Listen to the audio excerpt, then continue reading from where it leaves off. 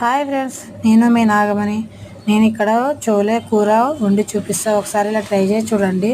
ఇవి మన సైడ్ అయితే ఉడకబెట్టుకొని గుగ్గిలలాగా తింటాం, కానీ ఢిల్లీ సైడ్ అయితే మాత్రం వీటిని చోలే అంటారు. కూర వండుకుంటారు. చోలే పూరి కాంబినేషన్ అయితే చాలా బాగా టేస్ట్ ఉంటుంది.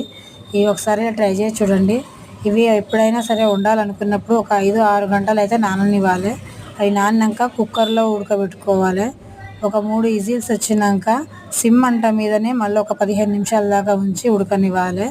తర్వాత ఇంకో సైడ్ అయితే ఒక కడాయి పెట్టుకుని దాంట్లో నూనె వేసుకొని జీలకర్ర, లవంగాలు, దాల్చిన చెక్క, సాజీరా వేసుకొని 2 పెద్ద ఉల్లిగడ్డలు కట్ చేసి వేసుకున్న తర్వాత 2-3 పచ్చిమిరపకాయలు, కరివేపాకు కూడా వేసుకొని అవి ఉడుకుతుండగానే అల్లం వెల్లిపాయ పేస్ట్, పసుపు వేసుకొని అవి కూడా కొంచెం ఉడకగానే నేను 2 టమాటాలు పెద్దవి తీసుకున్నా.